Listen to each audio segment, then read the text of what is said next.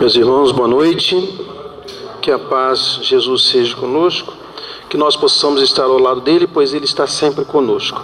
Trago um abraço dos irmãos do Centro Espírita Nosso Lar, aqui no An, a quem não conhece, fica próximo do Polo, próximo da UPA. Estão todos convidados. Aos sábados nós temos início às 10 horas com o estudo e às 11 a palestra, até 12:30. Hoje nós saímos lá 2 horas da tarde com a sopa e com tudo mais, batendo um papo. Conhece, né? Então estejam convidados. Teve alguém que falou que é a primeira vez. Quem foi? Você levanta. Seja bem-vindo. Qualquer dúvida depois estaremos à disposição, tá bom? É a primeira vez na casa ou na doutrina também? Na casa, então já tem um conhecimento. Que bom, que ótimo. Bom, meus irmãos, vamos dar início ao nosso trabalho de hoje, nosso pequeno estudo, para que a gente possa trabalhar para Jesus. Precisamos fazer isso cada vez mais para que a gente possa ajudar ao nosso próximo e, ajudando a ele, estaremos ajudando a nós mesmos. O tema sugerido por nós foi o nosso mar da vida. Nós vamos fazer um paralelo entre o mar físico, esse mar maravilhoso que está aí, e o nosso mar da vida, aquele mar interior que nós temos e desconhecemos. Ok? Vocês vão entender depois. Para quem não conhece, depois no final a gente vai ter um videozinho para mostrar. Bom,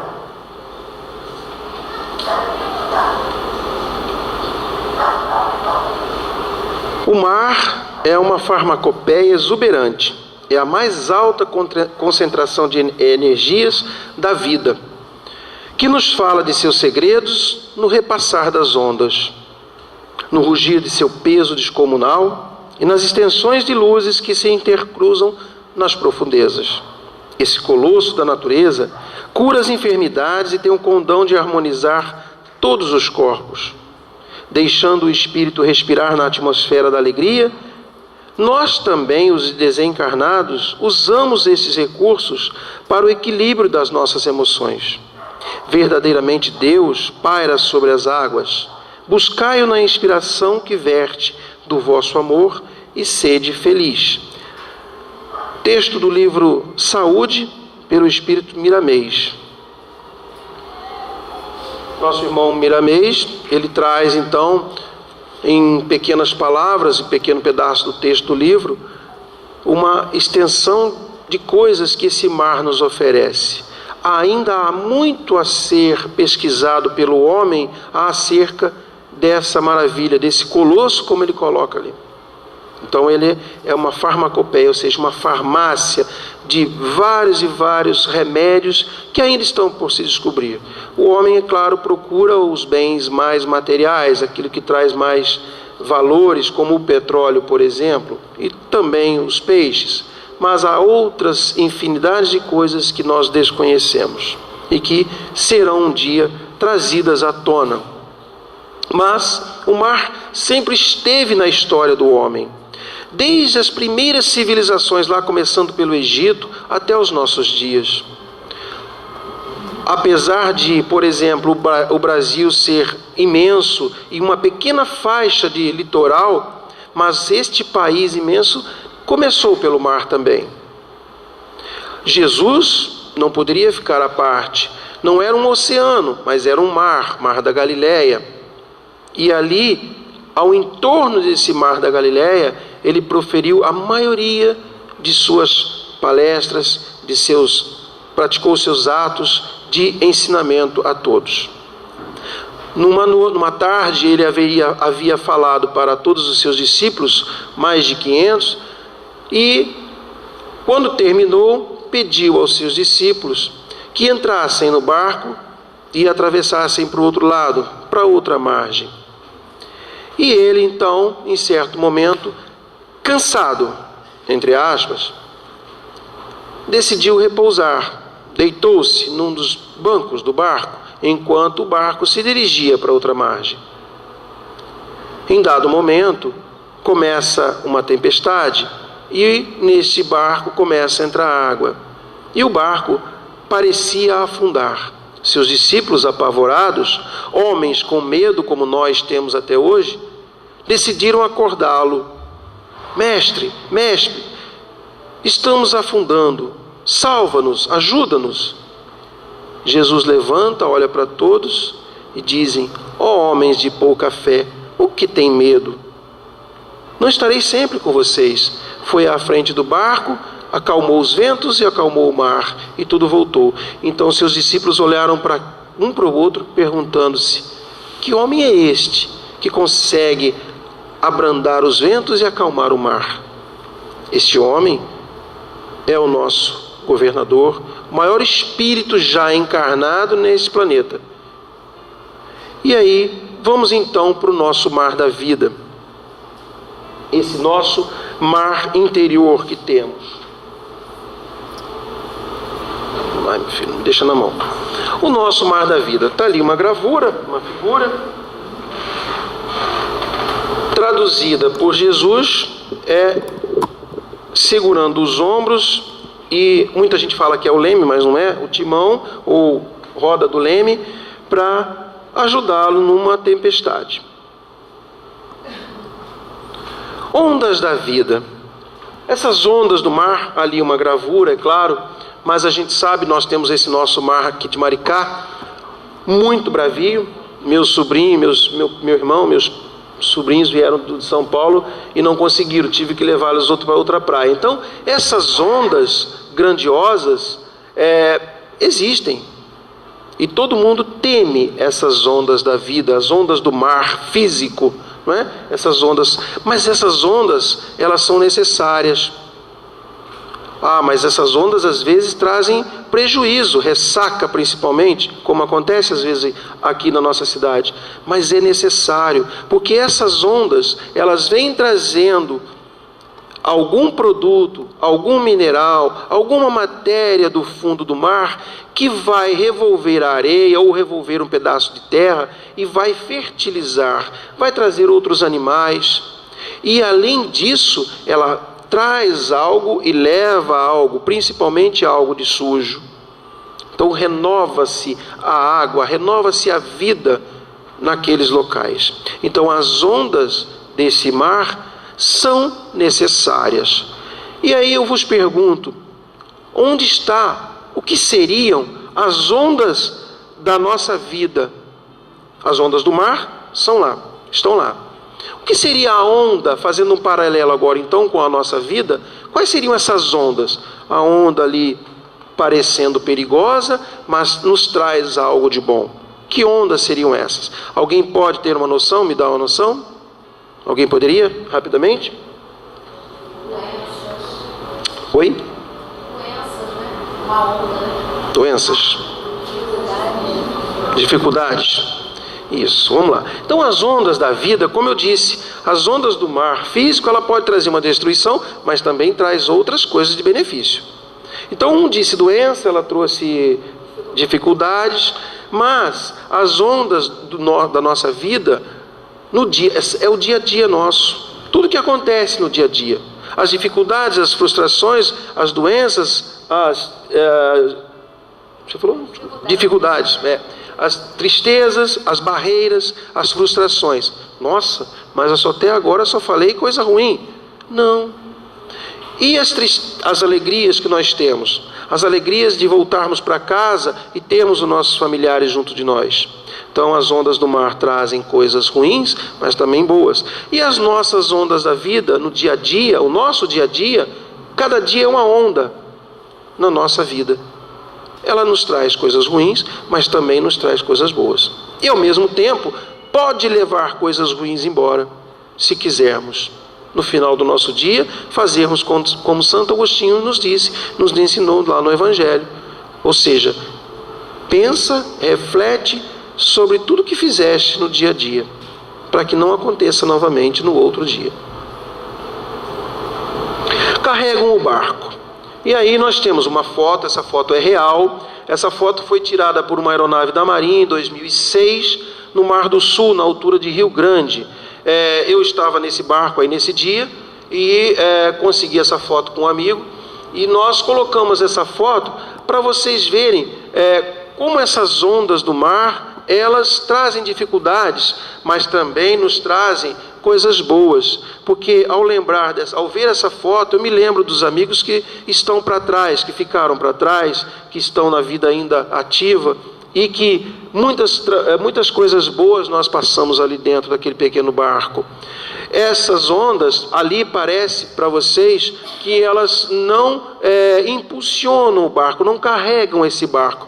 Primeiro porque ali são ondas altas e nós estamos remando contra a maré, entre aspas, para irmos ao lugar definido pelo comando para executarmos nosso adestramento. Mas quando o barco na antiguidade navegava, o seu comando, ele tinha por instrução navegar na corrente da maré, mesmo que demorasse um pouco, porque hoje temos motores, naquela época eram velas e remos.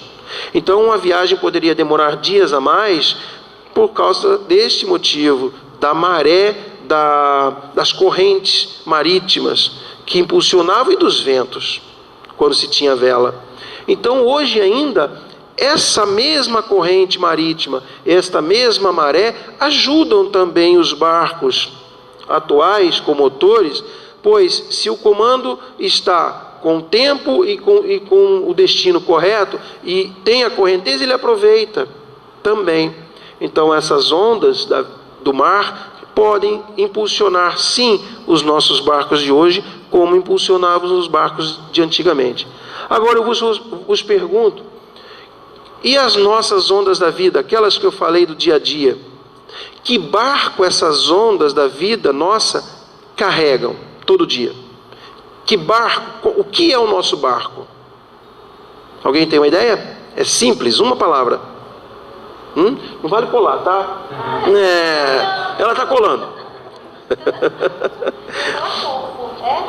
Quase.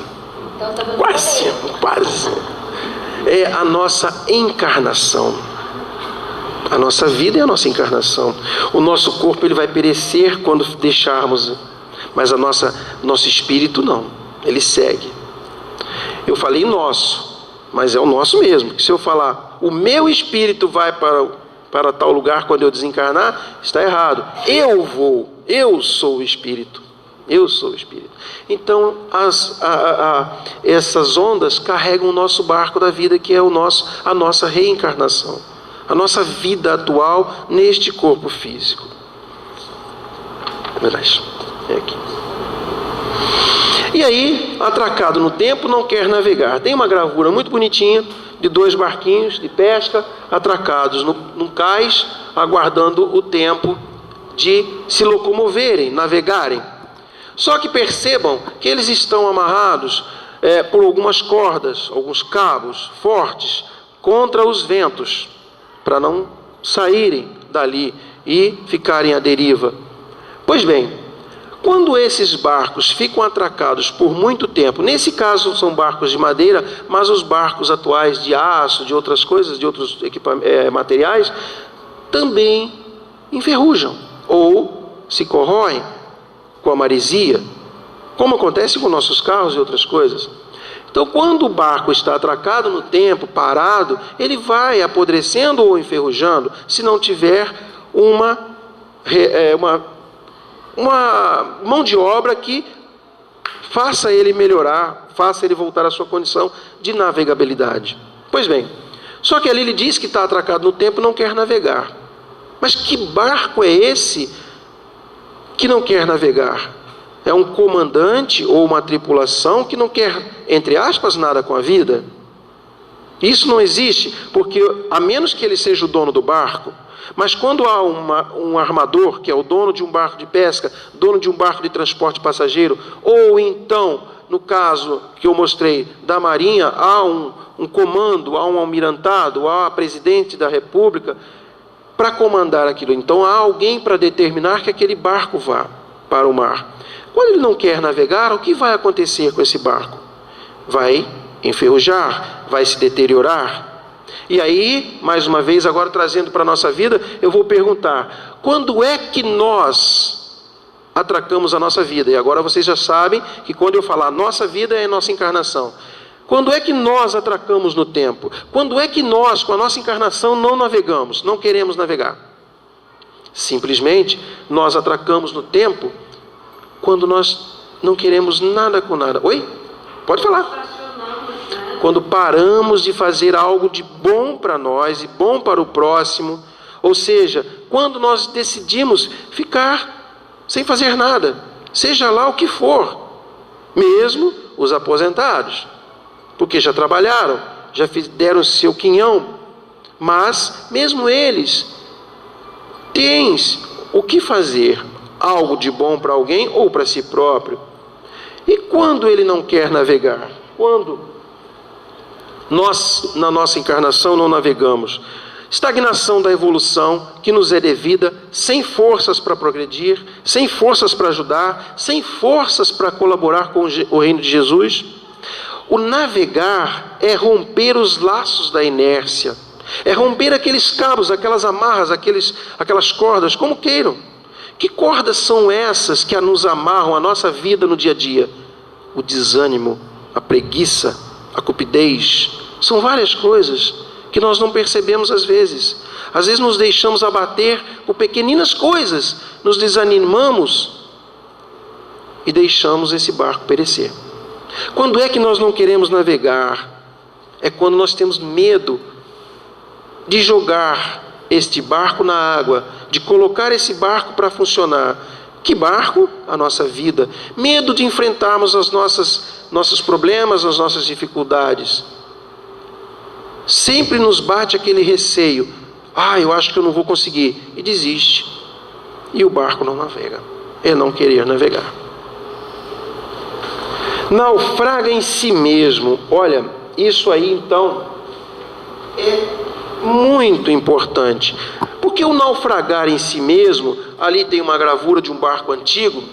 Como é que um barco antigo ou atual naufraga em si mesmo? Como é que fica isso? Como é que seria? É quando a sua tripulação, despreparada, no termo técnico mesmo, não consegue fazer com que esse barco funcione corretamente, navegue com a sua propulsão, seja ela qual for. Ou então, quando a sua tripulação, como já aconteceu realmente na Marinha, o ano acho que foi 2000 alguma coisa, que a tripulação, como a gente costuma dizer, deu mole e o submarino afundou, no porto. 5, 6 metros de profundidade. Por quê? Porque o navio tem locais de descarga de água para arrefecimento de motor, esgoto e tudo mais. E tudo isso tem locais que necessitam ser fechados e vistoriados, talvez de 2 em 2 horas, porque são materiais que corroem, borracha, ferro, alumínio, qualquer coisa. E eles deram mole. E aquilo começou a entrar água, de noite, festejos de 31 de dezembro, uma noite dessa, e o submarino afundou.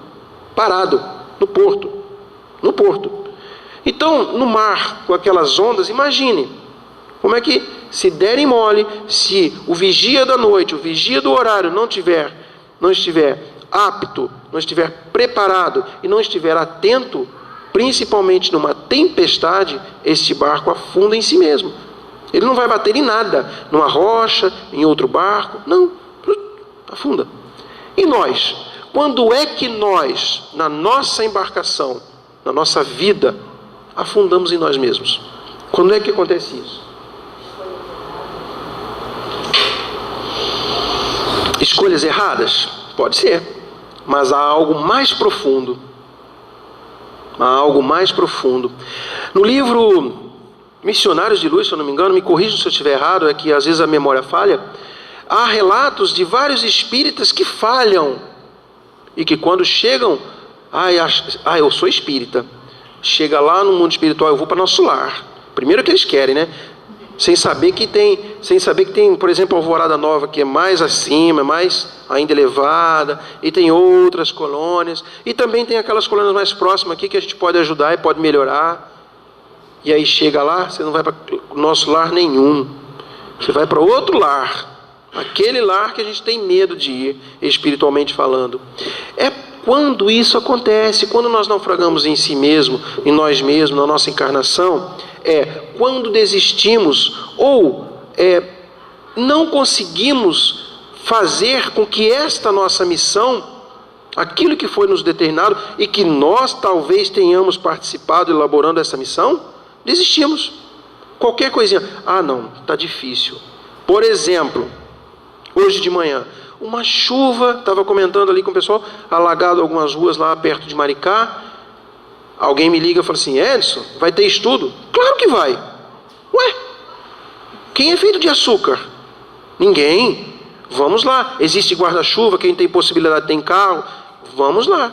Vamos estudar sim. Porque as pessoas às vezes, não, está chovendo tanto, vai molhar meu pé. Olha, tomei tanta chuva na vida de militar, porque não podia sair do posto.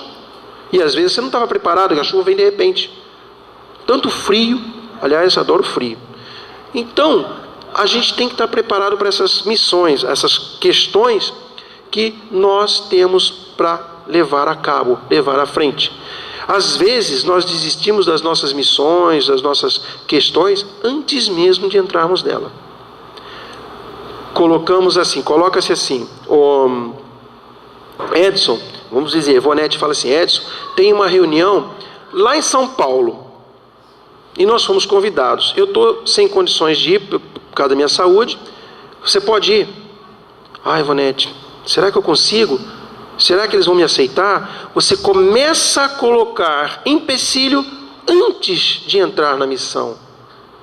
E não é assim. Nesses dias passamos mal nas nossas férias. E tinha uma palestra ontem em Saquarema, e sem saber hoje em nosso lar, que a menina não pôde vir.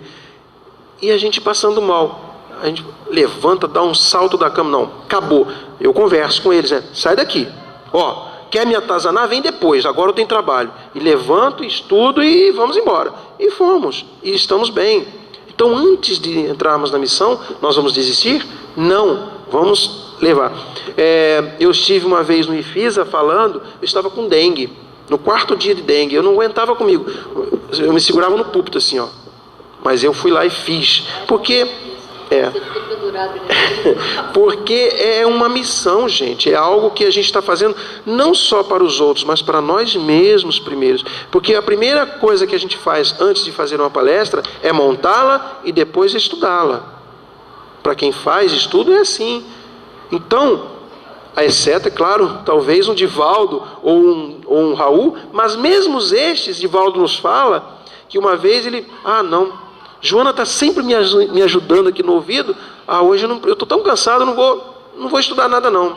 Lá na hora aparece, ela me ajuda. E chegou no microfone, meus amigos, aí, Joana, não vai me ajudar não? Não. Você não estudou? Por que eu vou te ajudar? Não é? Então está aqui. Medo de enfrentar as dificuldades, o naufrágio em si mesmo, medo de enfrentar essas dificuldades. O medo faz com que apareçam os naufrágios da nossa alma. Os apóstolos também ficaram com medo de perecer naquele barco. E olha o que Jesus falou para eles: homens de pouca fé, do que tem medo? Ele estava com eles, ele não ficaria sempre com aqueles discípulos e conosco.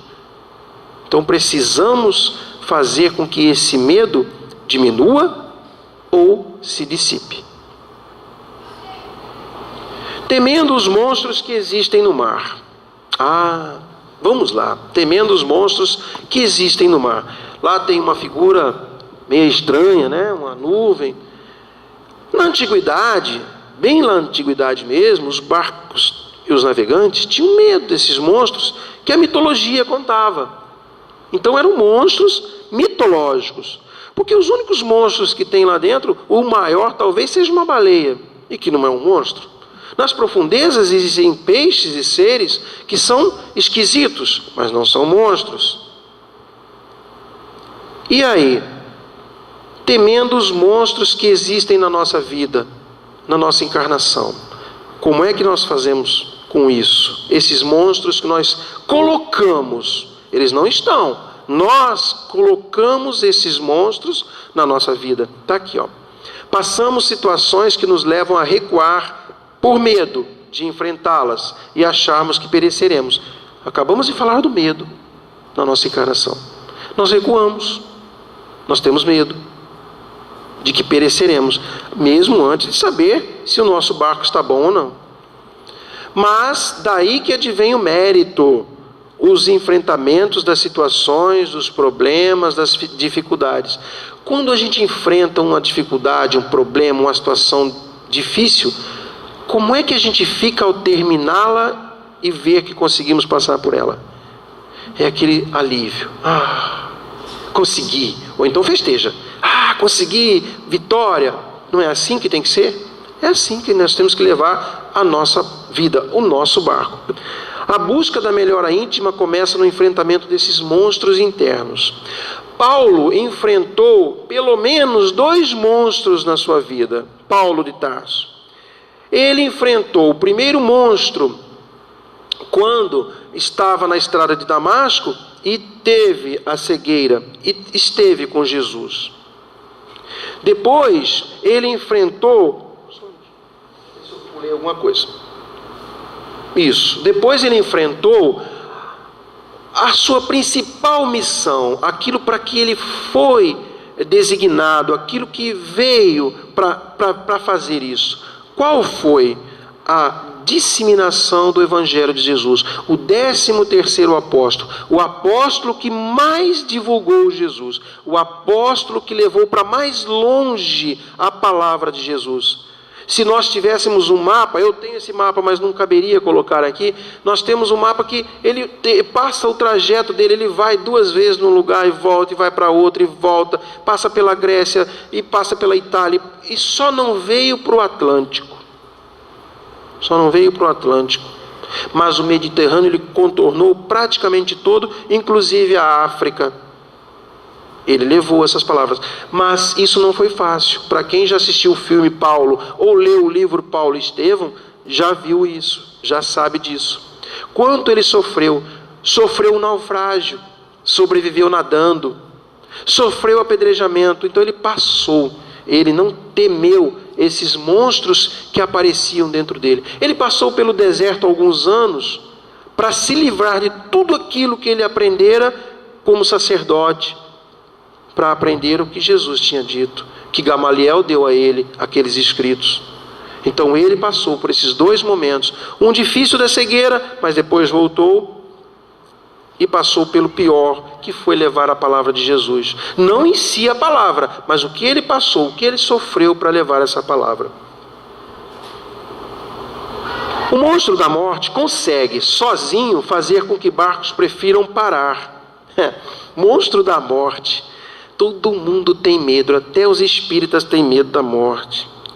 E tem gente que às vezes vê um vulto ou uma cortina balançando no quarto à noite, já fica com medo. Gente, quem trabalha em mediúnica, se tiver medo, aos dirigentes da casa, destituam-no. Você olhou com a cara assim? Tem medo de espírito, como é que está na mediúnica? Não pode.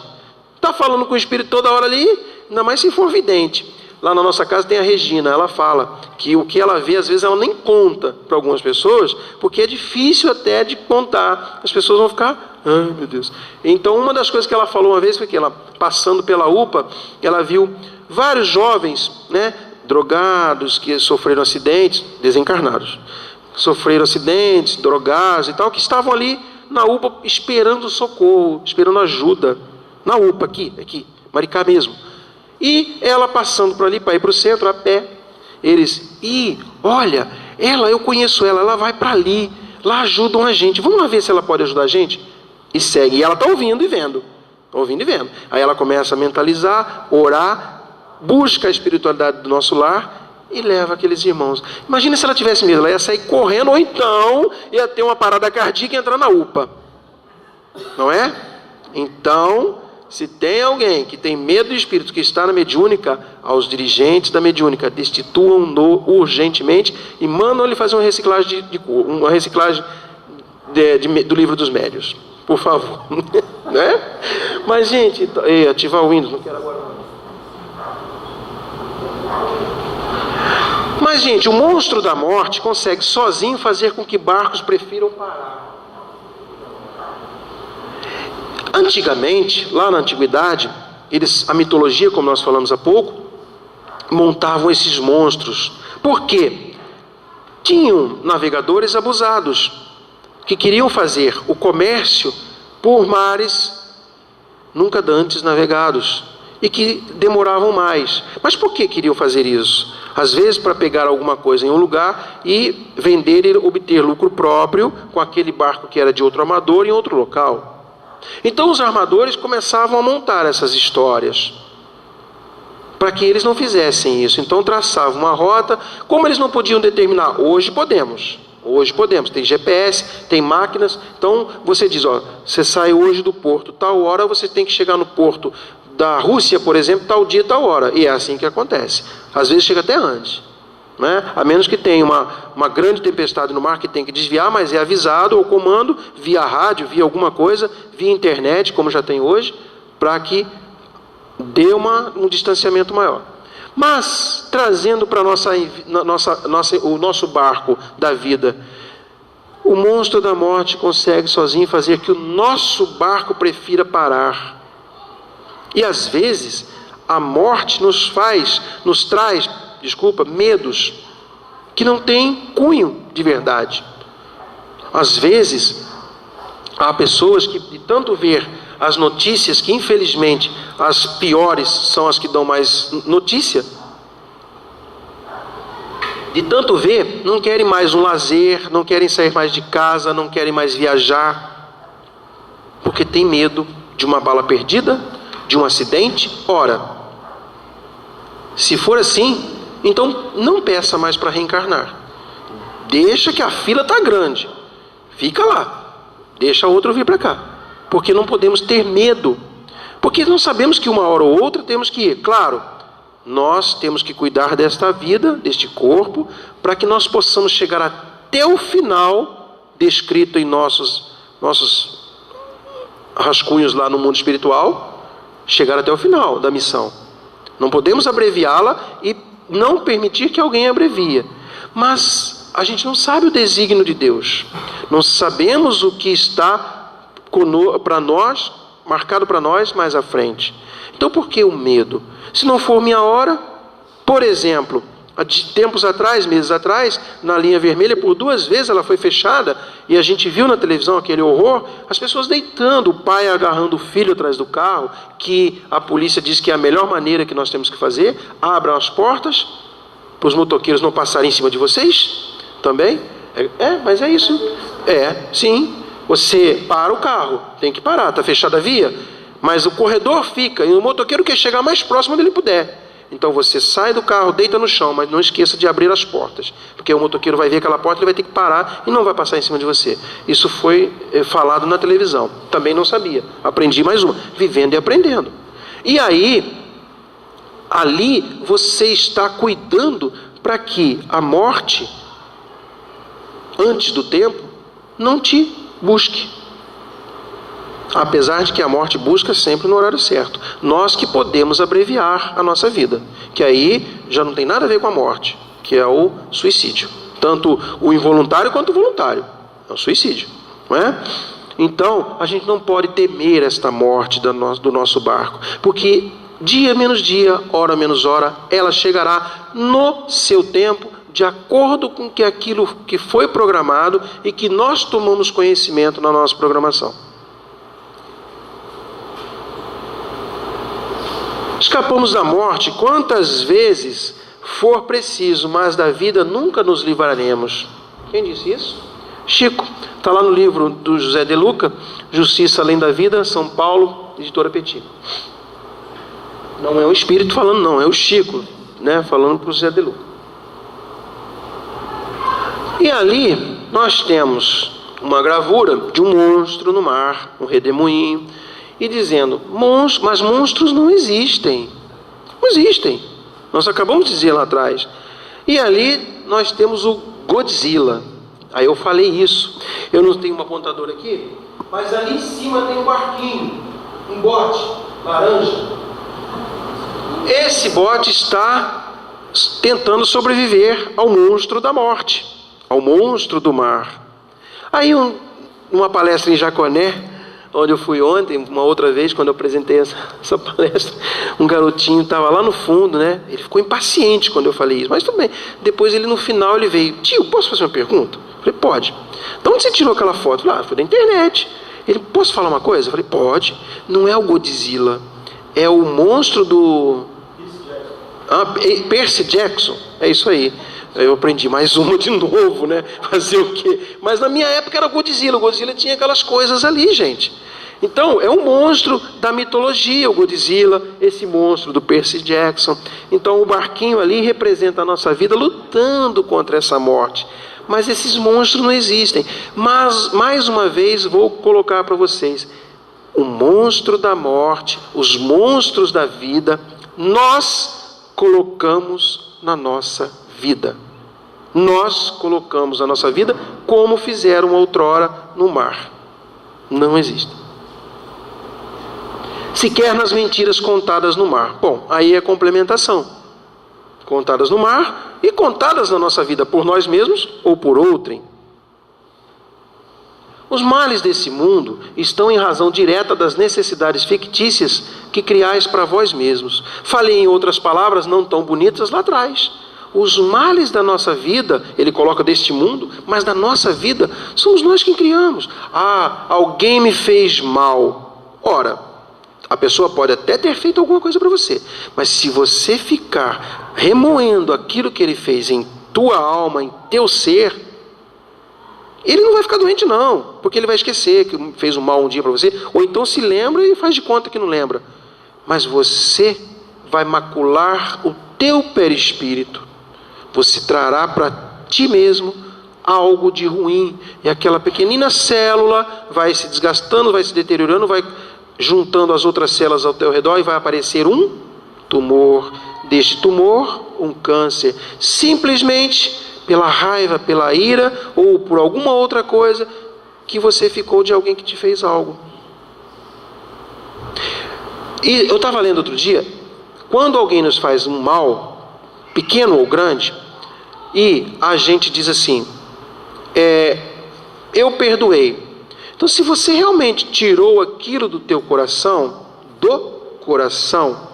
está livre. Se você não tirou, não está. Do coração, sentimento.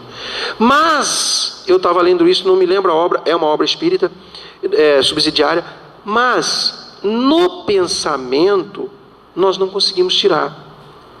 Só que aí ele poderá, pelo pensamento, voltar ao coração.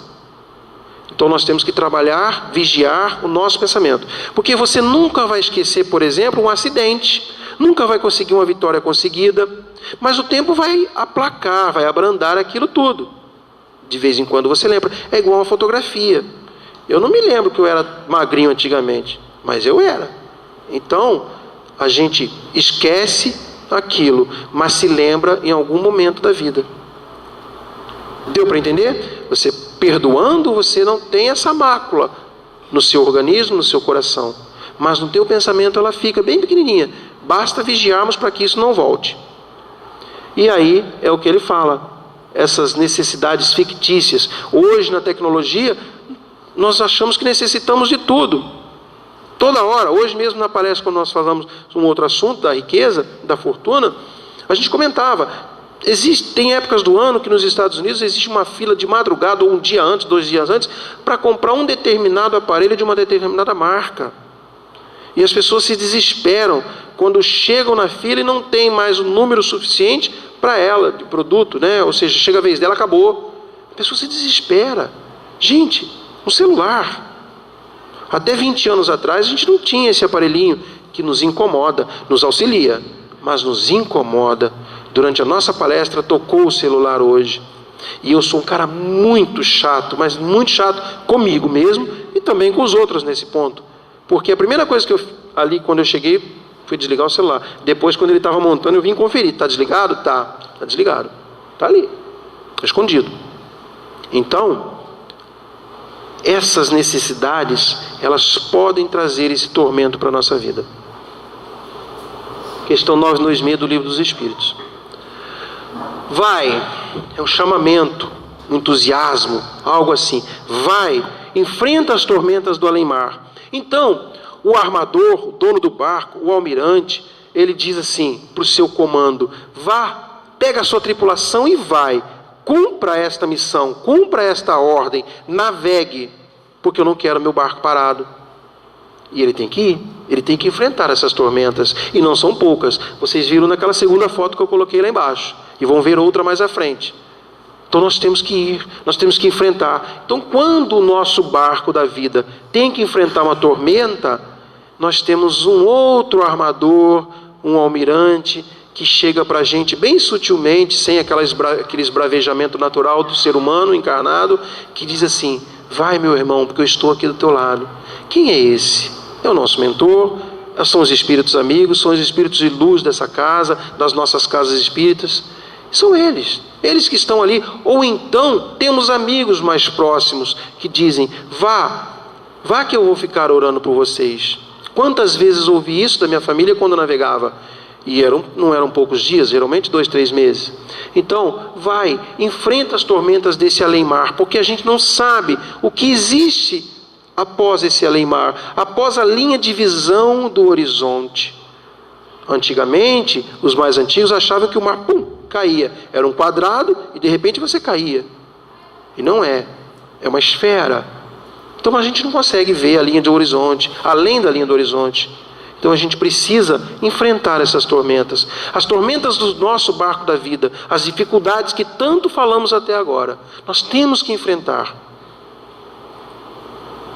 E guardemos a certeza, pelas próprias dificuldades já superadas, que não há mal que dure para sempre.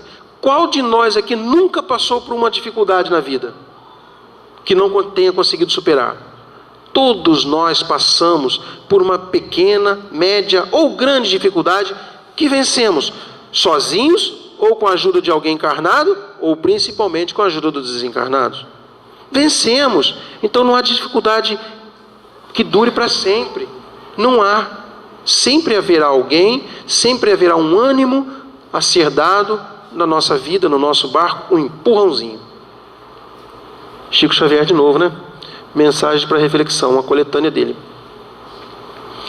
Issa as velas da coragem para lutar e ir além. Quando um barco issa suas velas, é para navegar, é para ir à frente, e ele precisa içar essas velas com coragem para ir. Como eu disse, ele não sabe o que ele vai enfrentar. Uma tormenta, uma tempestade, alguma coisa assim, uma pedra, qualquer coisa, um iceberg, dependendo da situação. Ele tem que ter coragem para ir navegar. E nós, no nosso barco da vida, nós temos que içar as velas da coragem, da nossa coragem, para nós lutarmos e irmos além e vencermos. Agora, que velas são essas na nossa vida?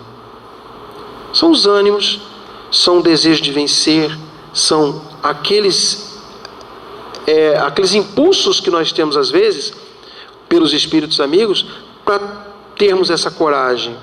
Tudo aquilo que nós podemos, não, vou conseguir. Nós estamos içando as velas. Você issa as velas para te impulsionar. Ou seja, se enche de coragem, se enche de entusiasmo, de ânimo, para ir, lutar e vencer. Positivismo, seja positivo, porque se o navegante não for positivo, ele vai ficar como aquelas primeiras figuras, atracado no cais, vai enferrujar, vai perecer e vai perder o que resta da sua encarnação. Observe com otimismo as dificuldades que apareçam, interpretando-as por lições necessárias.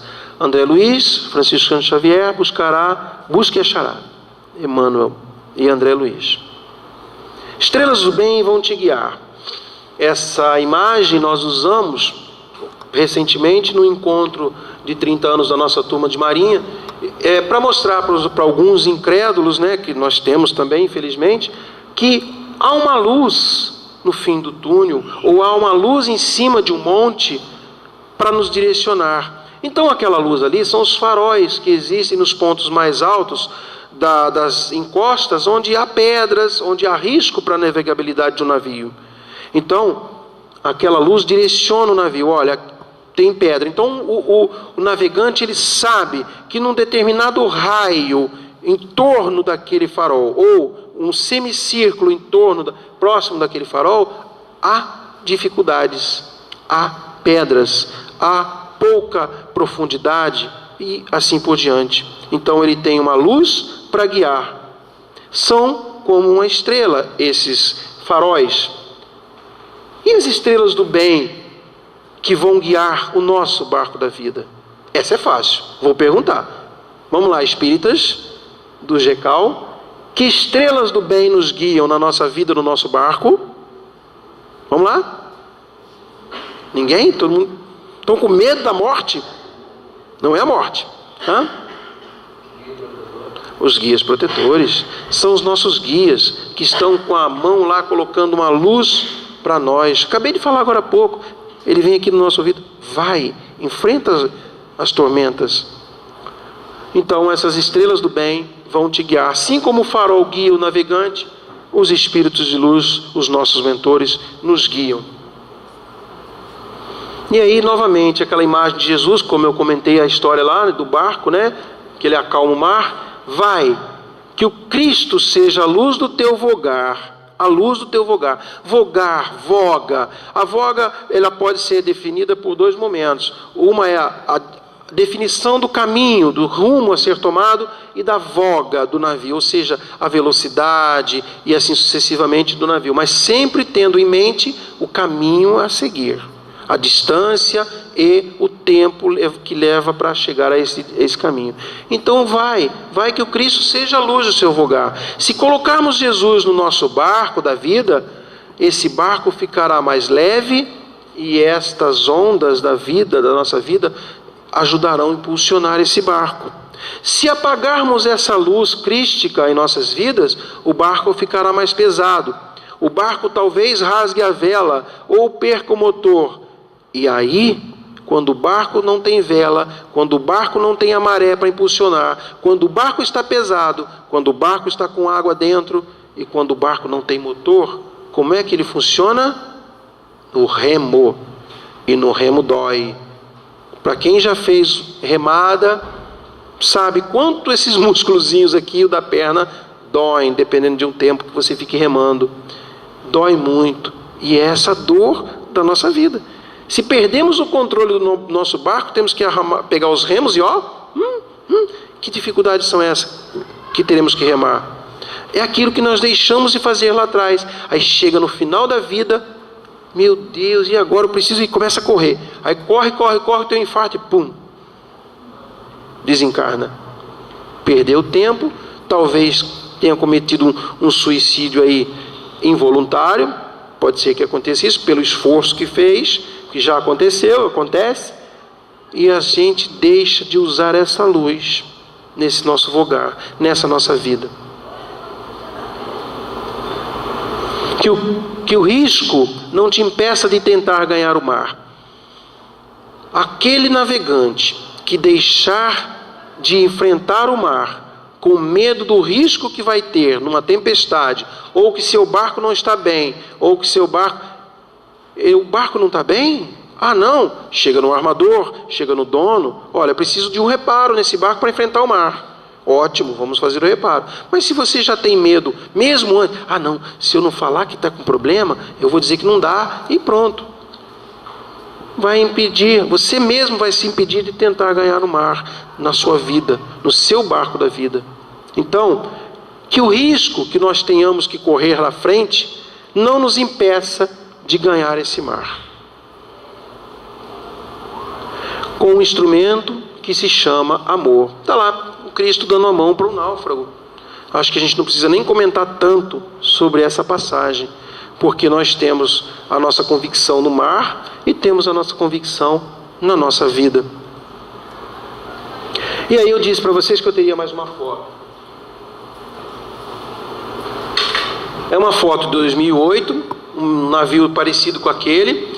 Estamos na enseada de... eu não lembro, agora o nome não me vem à mente. Na enseada de Cape Town. Enseada de Cape Town, cidade do Cabo, na África do Sul. Em 2008. Então, a enseada, a Baía de Cape Town, ela é praticamente 5 vezes ou 6 vezes, talvez, a Baía de Guanabara. Para vocês terem uma ideia. Então, é muito grande. E nela, então, tem, por a África do Sul estar bem ao extremo sul, como o Chile, por exemplo, e lá é frio, não é porque a África que é calor, lá é muito frio, as árvores entortam de tanto vento, a gente às vezes tem que se segurar, o vento empurra a gente, é verdade, muito interessante.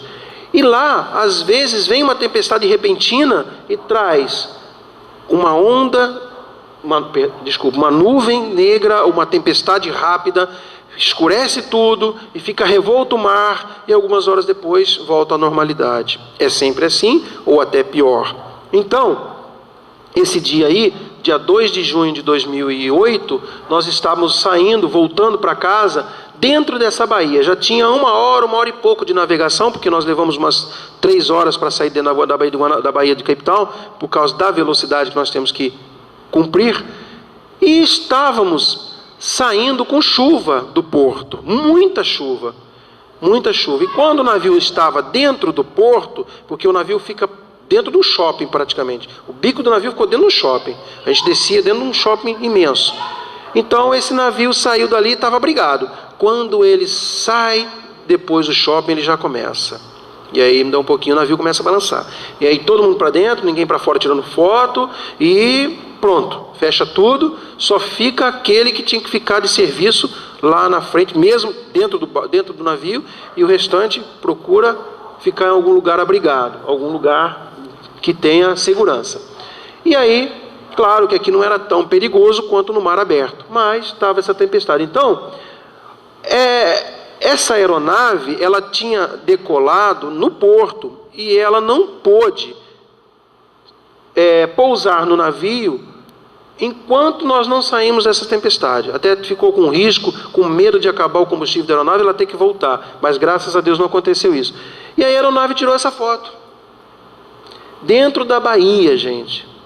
É uma nuvem negra aqui e o sol nascente voltando a brilhar para a gente ali. Lá ao fundo tem umas montanhas de Cape Town e a gente estava ali. Primeiro veio a tempestade, depois a bonança. E o que é isso? É o mar. E o mar da nossa vida? Não é assim? Uma hora estamos mal, outra hora estamos bem. Dias atrás estávamos mal fisicamente, hoje estamos bem. Dias atrás, ou tempos atrás, antes de conhecermos a doutrina, perambulávamos aqui e ali, espiritualmente mal, conhecemos a doutrina e começamos a entender e a estudar e procurar a nossa melhora. É a mesma coisa. Agora, e se tivéssemos tido medo nessa tempestade e voltado para o porto? No caso militar, punição. No caso nosso, desencarne. O que é pior. Porque a punição eu cumpro e pronto. O desencarne, né? Então a gente não pode ter medo desta morte. Não podemos ter medo de enfrentar este nosso mar da vida. Fontes, música e letra. Eu estava falando então da música do Alan Filho, Mar da Vida, voz e violão, Casa de Cultura e Espírito de Janeiro. Algumas fontes citadas nos slides. Atos 2 é um site desse pastor Walter Pacheco da Silveira, Igreja Batista Central de São Fidélis, Rio de Janeiro. Eu mandei e-mail para o Alan, ele me autorizou a fazer essa palestra, essas citações. O pastor, infelizmente, não me devolveu, mandou um site dele lá falando umas coisas, mas eu usei minha conta e risco. Mas eu queria mostrar para vocês, para encerrar, as palavras desse pastor, que são algo muito interessante. Eu gosto de trazer isso para ver que às vezes a gente critica outras religiões, outras pessoas, e a gente acaba generalizando. E ontem e hoje eu citei algo do Padre Fábio de Mello, que numa próxima oportunidade a gente pode citar numa outra palestra, que em todas as religiões tem esses missionários, tem essas pessoas que vieram aptas a fazer a mudança. Eu não o conheço pessoalmente, mas pelos escritos que eu vi na internet dele, é uma pessoa que, apesar de não ter o entendimento espírita, claro, mas busca fazer o bem e levar o seu rebanho, como eles dizem, a algo bom, para o lado bom, não temer essa morte, não fazer algo de errado. Querem ver? Rapidamente. Só um pedacinho do escrito que eu encontrei nesse site. Não sei se ainda está ativo. Ele falando então para a sua assembleia. Ouça, ser crente não é viver protegido numa estufa espiritual, livre de toda dificuldade e problemas.